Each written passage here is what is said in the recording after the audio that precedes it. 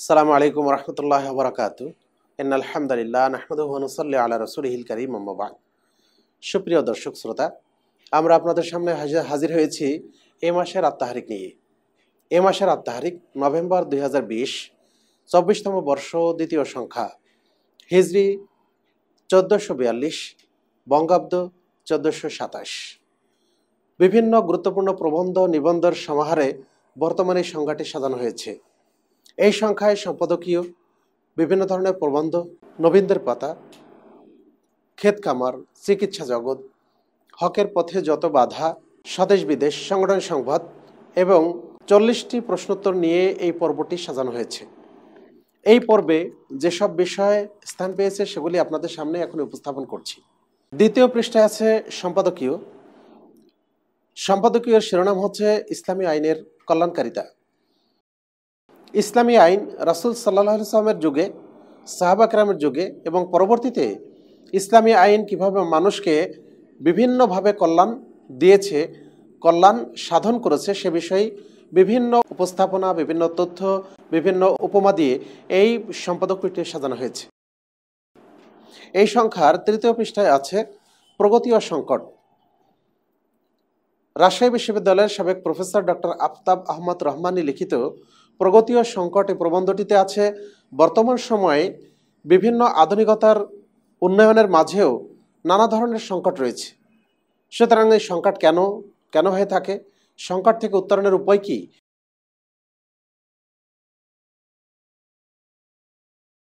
এ প্রবন্ধের পঞ্চম পৃষ্ঠায় আছে মুসলিম সমাজে মসজিদের গুরুত্ব।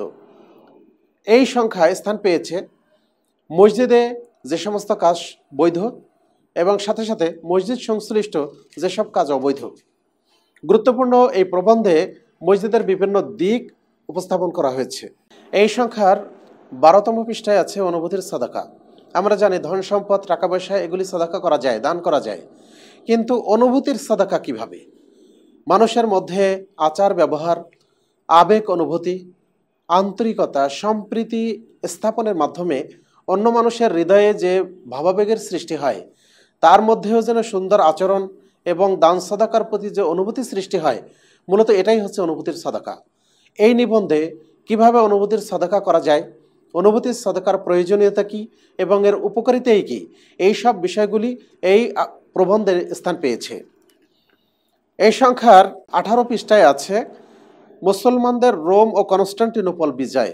আমরা জানি তুরস্কের প্রেসিডেন্ট রজব তাইয়েব এরদোগান তিনি আয়া সোফিয়ার এই জাদুঘরটি আজকে মসজিদের জন্য উন্মুক্ত করে দিয়েছেন। আর এ নিয়ে সারা বিশ্বে, বিশেষ করে বিধর্মীদের মধ্যে রয়েছে বিভিন্ন ধরনের প্রশ্ন। তারা এগুলি নিয়ে বিভিন্ন বিতর্ক তুলেছে। জাদুঘরকে মসজিদে রূপান্তরিত কেন করা হলো? আজকে এই আর্টিকেলের মধ্য দিয়ে আমরা জানতে পারবো যে আয়া সোফিয়ার এই জায়গাটি আসলে কাদের ছিল এবং কিভাবে এখানে মসজিদ নির্মিত হলো এবং পরবর্তীতে কিভাবে জাদুঘর হলো এবং তারপরে কিভাবে এটা বর্তমানে এসে এই ২০২০ সালে এসে কি করে আবার সেটা মসজিদে রূপান্তরিত হলো। সুতরাং এই জায়গাটি মূলত কার, সে বিষয়টি এই প্রবন্ধে স্থান পেয়েছে। এই সংখ্যার ২৪ পৃষ্ঠা আছে বিতর্কের ক্ষেত্রে করণীয় বর্জনীয়। আমরা বিভিন্ন সময় সামাজিক জীবনে, ধর্মীয় জীবনে বিভিন্ন বিষয় নিয়ে বিতর্ক করি। আসলে বিতর্কের ক্ষেত্রে আমাদের কতটুকু কি করণীয় আর বিতর্কের ক্ষেত্রে কোন কোন বিষয় আমাদের বর্জনীয়, সেই বিষয়ে এই প্রবন্ধটি সাজানো হয়েছে। এই সংখ্যার ২৮ পৃষ্ঠায় আছে সাময়িক প্রসঙ্গ, নারী নির্যাতন প্রসঙ্গ সমাধান কোথায়, এই বিষয়ে এই প্রবন্ধটি সাজানো হয়েছে। আজকে সারা দেশে ধর্ষণ, সারা দেশে নারী নির্যাতন এগুলি চলছে। সুতরাং এগুলি উত্তরণের বিষয়ে আমাদের করণীয় কি, আমরা কি করতে পারি, এই নিবন্ধে সেটাই স্থান পেয়েছে। এই সংখ্যার ৩০তম পৃষ্ঠায় আছে মনীষী চরিত, শেরে পাঞ্জাব, ফতিহে কাদিয়ান, মাওলানা সানাউল্লাহ অমৃতসরী রাহিমাহুল্লাহ এর জীবনী এই মনীষী চরিতে লিপিবদ্ধ হয়েছে। বর্তমানে এই সংখ্যায় বেরলভীদের সাথে মোনাজারা এবং শিয়াদের সাথে মোনাজারা স্থান পেয়েছে। এই সংখ্যার ৩৪ পৃষ্ঠায় আছে হকের পথে যত বাধা। কুমিল্লা জেলার লাকসাম থানার জনাব কামাল আহমেদ তিনি লিখেছেন, আহলাদিস আকীদায় বিশ্বাসী, এটাই কি আমার অপরাধ? আসলে এই বিষয়ে আহলে হাদিস আকীদায় বিশ্বাসী হওয়ার কারণে যে নির্যাতনের শিকার তিনি হয়েছেন সেই বিষয়টি এখানে স্থান পেয়েছে। ৩৫ নম্বর পৃষ্ঠায় স্থান পেয়েছে ইতিহাসের পাতা থেকে একজন কৃতদাসের পরহেজগারিতা। এই শিরোনামে ইতিহাসের পাতা থেকে একটি সুন্দর ইতিহাস উপস্থাপন করা হয়েছে।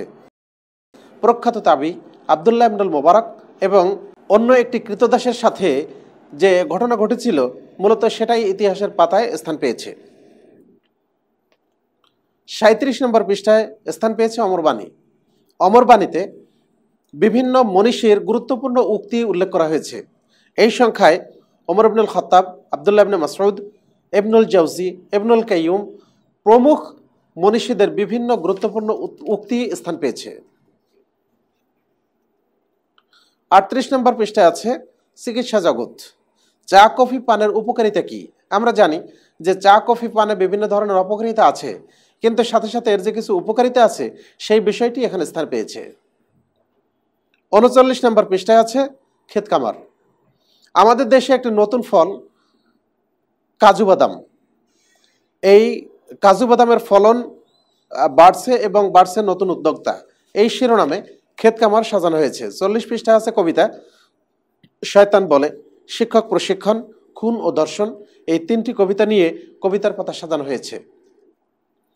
৪১ পৃষ্ঠায় আছে স্বদেশ। স্বদেশে বিভিন্ন ধরনের সংবাদ স্থান পেয়েছে। প্রথম যে সংবাদটি স্থান পেয়েছে তা হচ্ছে বিচারকগণ যখন দুর্নীতির মাধ্যমে রায় বিক্রি করলেন তখন সাধারণ মানুষের আর যাওয়ার জায়গা থাকে না হাইকোর্ট। ২ নম্বরে বাস্তুচ্যুত মানুষের সংখ্যায় বিশ্বে দ্বিতীয় বাংলাদেশ। ৩ নম্বর এখন ট্রেনেই যাওয়া যাবে সুন্দরবন। ৪ নম্বর কোটি টাকার ঘুষ প্রস্তাব দৃষ্টান্ত স্থাপন করলেন পুলিশের এসআই আনোয়ার। ৪২ পৃষ্ঠায় আছে বিদেশ। বিদেশের গুরুত্বপূর্ণ সংবাদের মধ্যে রয়েছে ৩ বছরে হাজার হাজার মসজিদ ভেঙেছে চীন। প্রতি ১৬ মিনিটে একজন নারী ধর্ষিতা হচ্ছে ভারতে। বাবরি মসজিদ ভাঙেনি কেউ, মামলায় সবাই খালাস। ৪৩ পৃষ্ঠা আছে মুসলিম জাহান। এখানে স্থান পেয়েছে মুসলিম ঐতিহ্যের দেশ আজারবাইজান। আজারবাইজানের বিভিন্ন ঐতিহ্য নিয়ে এই সংখ্যায় মুসলিম জাহান লিখিত হয়েছে। ৪৩ পৃষ্ঠা আরও আছে বিজ্ঞান ও বিস্ময়। উড়ে উড়ে ডাক্তার পৌঁছে যাবেন রোগীর কাছে, বিজ্ঞানের এই নতুন আবিষ্কার। এটি স্থান পেয়েছে আত্মাহারিকের ৪৩ পৃষ্ঠায় বিজ্ঞান ও বিস্ময় কলামে। ৪৪ পৃষ্ঠায় আছে সংগঠন সংবাদ। আন্দোলন, যুবসংঘ, সোনামণি, আলাউন এর বিভিন্ন সংবাদ নিয়ে সোনামণি পৃষ্ঠা সাজানো হয়েছে। সেই সাথে পৃথিবীর বিভিন্ন স্থানে প্রখ্যাত মনীষীদের মৃত্যুর সংবাদ এখানে স্থান পেয়েছে। যেমন প্রখ্যাত সিরাত গবেষক প্রফেসর ডক্টর ইয়াসিন মাজহার সিদ্দিকীর মৃত্যু, প্রখ্যাত সালাফি বিদ্বান আব্দুর রহমান আব্দুল খালেকের মৃত্যু, যার জন্মস্থান হচ্ছে কুয়েতে, প্রখ্যাত মুহাদ্দিস শেখ মোহাম্মদ বিন আলী বিন আদম আল আসইউবি এর মৃত্যু। ৪৯ পৃষ্ঠায় আছে প্রশ্ন উত্তর।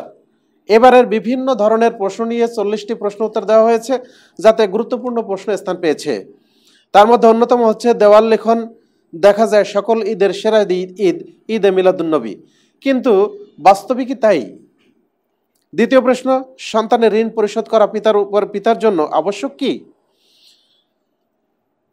তৃতীয় প্রশ্ন, হিজড়াদের আকিকার বিধান কি? চতুর্থ প্রশ্ন, জনৈক ব্যক্তি প্রতি বছর গরিব লোকদের ইফতার করানোর নিয়তে ৩ বিঘা জমি অক্ষ করেন। তিনি মারা গেছেন। এখানে ইফতার করানোর পর অতিরিক্ত টাকা মসজিদ, মাদ্রাসা ও ঈদগাহে দান করা যাবে কি? এভাবে ৪০টি প্রশ্ন নিয়ে এবারের আত-তাহরিক এর ২৪তম বর্ষের দ্বিতীয় সংখ্যা নভেম্বর ২০২০ এটা সাজানো হয়েছে। সম্মানিত সুধীবৃন্দ, আপনার কপি আপনি বিভিন্নভাবে সংগ্রহ করতে পারেন। আপনার নিকটস্থ এজেন্টের মাধ্যমে, অথবা আপনি আমাদের অফিসে যোগাযোগ করে নিজে বার্ষিক গ্রাহক হয়ে আপনার কপি আপনি সংগ্রহ করতে পারেন, অথবা বর্তমান সংখ্যাটা আপনি আমাদের অফিস থেকে অথবা নিকটস্থ এজেন্টের কাছ থেকেও আপনি এটা নিতে পারেন, অথবা আপনি ইন্টারনেট ব্রাউজ করে আমাদের ওয়েবসাইটে www.attahrik.com এই ওয়েবসাইট থেকেও আপনি আপনার ইন্টারনেট কপি অর্থাৎ পিডিএফ ভার্সন আপনি এটা পড়ে নিতে পারেন। সেই সাথে আপনি এবং আপনার আশপাশের আরও যারা আছেন তাদেরকে আত-তাহরিক পড়ানোর জন্য বা তাদেরকে আত-তাহরিকের পাঠক সৃষ্টির জন্য বা আপনি নিজেও আত্মাহারিকের একজন নিয়মিত পাঠক হওয়ার জন্য আপনি আমাদের অফিসে যোগাযোগ করে আপনি গ্রাহক হতে পারেন, অথবা নিকটস্থ এজেন্টের কাছ থেকে আপনি আত্মাহারিক নিতে পারেন। সারা দেশে আমাদের প্রায় 1200-র অধিক এজেন্ট ছড়িয়ে আছে, আপনি তার কাছ থেকে আপনার কাঙ্ক্ষিত সংখ্যাটি আপনি নিতে পারেন। এছাড়া আপনি আত্মাহারিকের পুরাতন কপিও যদি আপনি পড়তে চান, PDF ভার্সন আপনি পাবেন www.attaharik.com এই ওয়েবসাইটে। সম্মানিত সুধী, আপনি আমাদের স্ক্রিনে আত্মাহারিকের এই নাম্বারগুলি দেওয়া থাকবে, যোগাযোগের নাম্বার।